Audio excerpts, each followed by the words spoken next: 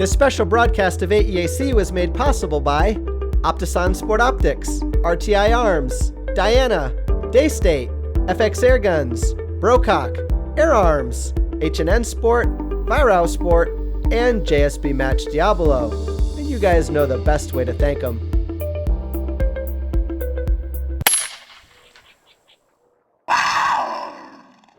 All right, guys, we're here with Jorg Siemens, Director of Sales and Marketing for H&N Sport here in Germany. And we certainly have some exciting news today. And we'll get to that, but if you're new to us, H&N Sport is and has been a huge player in the airgun industry, and in you make slugs too, don't you, as well, for the powder burners?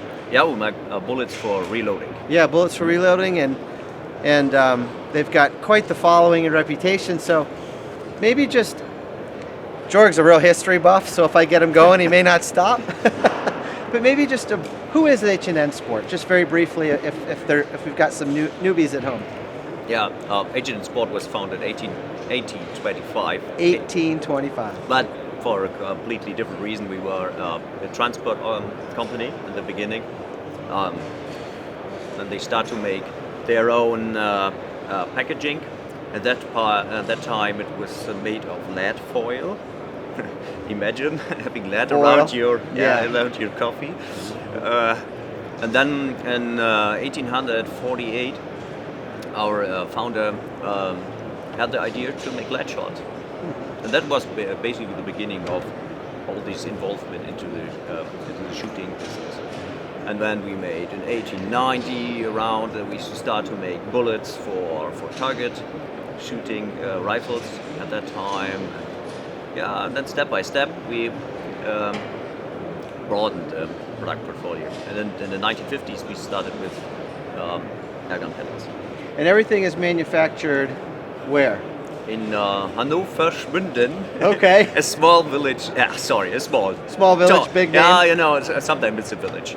Yeah, it's a small town, and right in the middle of Germany. Uh-huh. And yeah, we are a factory of now 55 employees. We are mainly making now airgun pellets. It's probably 80% of our business. Okay. 20% is reload. Then I would imagine you probably export all over the world. Yep. Yeah. You have some involvement too in competitive shooting as an organization. You back some shooters and some organizations. Yeah. Talk a little bit about that. Basically, one thing is the bullets for reloading are solely for target shooting, and the origin of the pellet business is really this Olympic shooting, 10-meter rifle, 10-meter pistol Olympic shooting, and that is very popular in Germany. We have got a club in basically every village,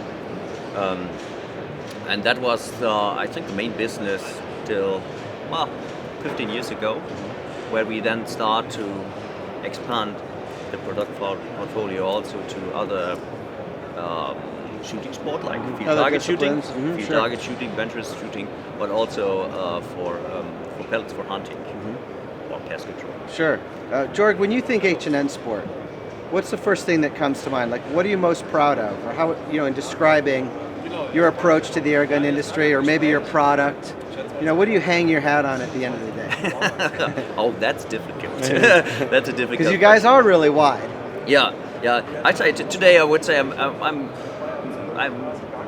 mostly proud of our range of pellets for hunting, because we are I think we have some very unique products there, which are really good for all kind of hunting purposes you have. Yeah. Airgun from short distance ratting, as they say in the UK, but also for longer distances. At least up to now, up to 50 meters. Yeah. But this is something we will change. Yeah, and we're going to get to that. It's interesting from our perspective, or my perspective. It's like you guys are so wide in all the different styles of pellet that you create. It's like you've got a product for all the different categories. Yep. Like if I want to be really precise, I'm looking for a Barracuda. Like if I'm going to compete, something in the Barracuda line. But if I want to go hunting, I'm looking at a Barracuda Extreme or a Barracuda Hunter, something like that. Yep. Or if I want to be, target, I'm looking maybe at or something a little more affordable, I'm looking like at the Excite line. Yep. Or if I'm worried about backdrop or shooting in the barns, you guys have the green line of pellets, which is basically all those in a lighter weight alloy. And It's like still, you guys are just so wide. And still we discover areas where we have nothing. So Yeah. we were working on that. One thing was the big bore area, 0.30, 0.35.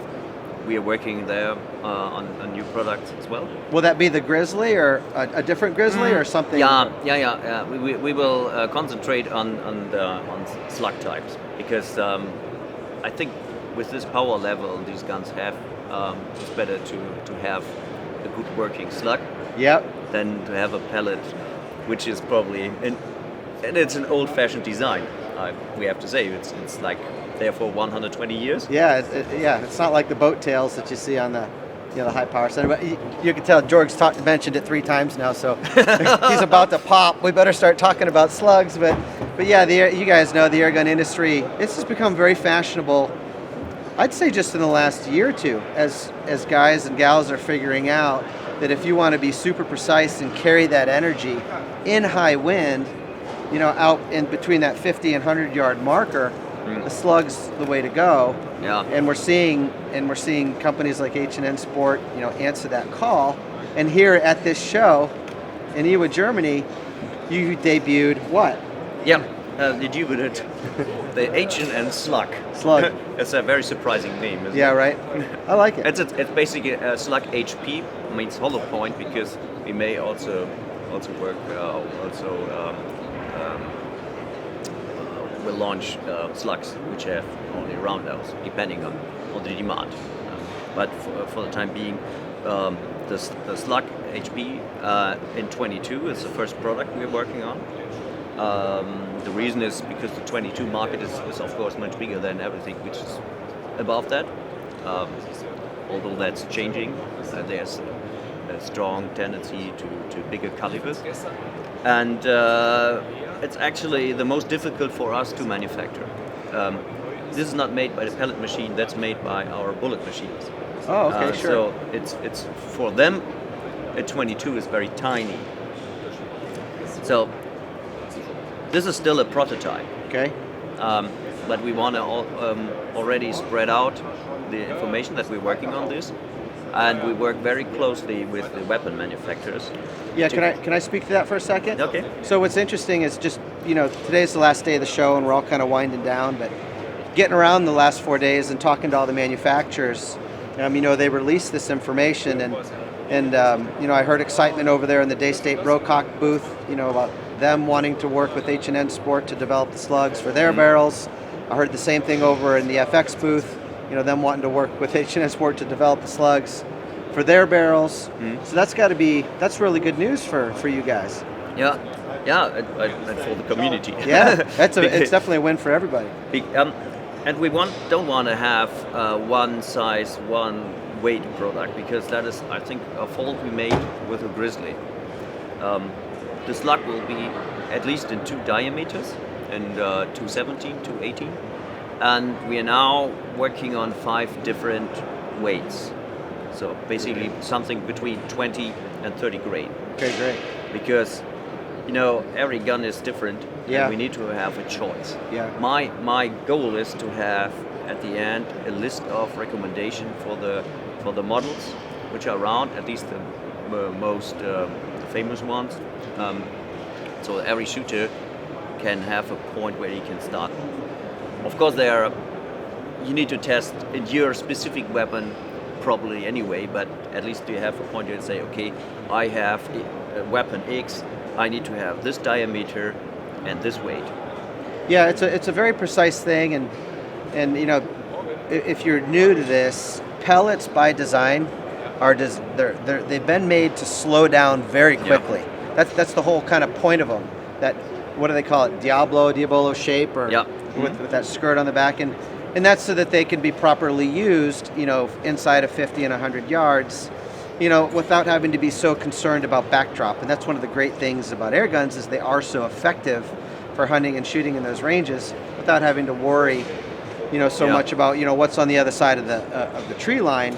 Now this kind of takes it to a whole new level. And if you guys aren't familiar, this going to a slug design really ups the game as far as performance in the wind, flatness of trajectory, and carrying that energy, from 50 to 100, so we can take it all the way to the target. And to Jorg's point, there are a few select manufacturers who, that's their mentality, that's their approach. And so, they have the responsibility of working with, Jorg and H&N and coming up with that product that works well with their barrel. Because it's not like you can take this and put it in any general air gun and probably have it work right, because those barrels all these years have been specifically designed around the Airgun pellet, not the slugs. This is like a whole new direction that's really going to up the game for us. Yeah, and you need, of course, a certain power level. Yeah. And we're talking about now that 30 foot-pounds upwards. Because it's heavy. Yeah, it's heavy. Yeah, and to have to properly stabilize it, you need to have a little bit of. You cannot do it with a 60 dual field target weapon. Yeah, right. Sure. Yeah, exactly. But that's not perfect. And part of our standard procedure will be to constantly test these the slugs not only at 50 but also at 100 meters. Yeah, you mentioned that earlier. That's the key. That's the exciting part for me. That's your focus. Because that is completely different. After 50 meters, things are changing. Yeah. And as you said, the aerodynamics of a bullet-shaped pellet is much better than of a Diablo-shaped pellet, because you don't have the turbulences around, and you retain more energy downrange, and that's a great thing. Also, now, of course, for all hunting purposes.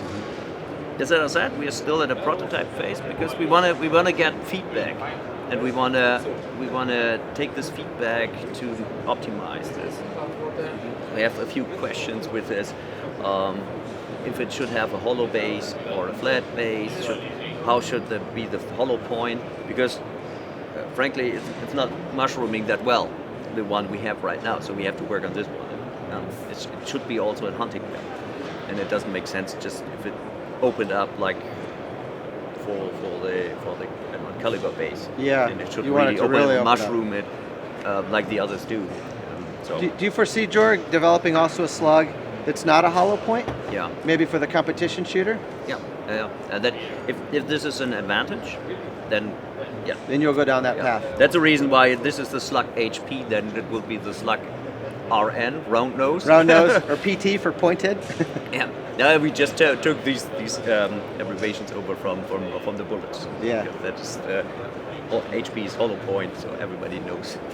So it's brand new. It's in its infancy. It's going to take some time. Do you have some goals in place? Like, for example, we want to be here with the product by, and we would really love to be able to bring it to the community by. Yeah. I know. I have to, of course. We want to bring it out at fast as possible, but I want to make sure that this product is really completely developed and ready, and then bring it out to the community. Cool. Well, as long as we're together, I want to share with you that H&N Sport has extended an invitation to myself to spend some time with them in Germany at the factory and bringing you guys in on what all of that looks like. Mm-hmm. But I've also received an invitation from Daystate and Brocock to do something similar. Mm-hmm. And I don't know if it's going to work yet, so no promises, but what I'm trying to plan is sometime probably mid to late summer is where I can go and visit both of those groups all at the same time, and maybe be able to tell the story of how you work together and get into both of those facilities and just bring it all to you. No, and it's a nicer time of the year. I mean, now you have got snow, rain, and storm outside. So. It is tough. It was snowing here in Nuremberg when I woke up this morning, and that is a good time for me to get out of Dodge back home, because you guys know June, July, August, September in Florida is very rainy and very hot. So I just wanted to thank you for that opportunity, and I'm excited about it. And if it comes together, we'll certainly make very good use of it. And thank you for all you do for them back home and AEAC as well. Okay, thank you for your time. Yes, sir. Bye.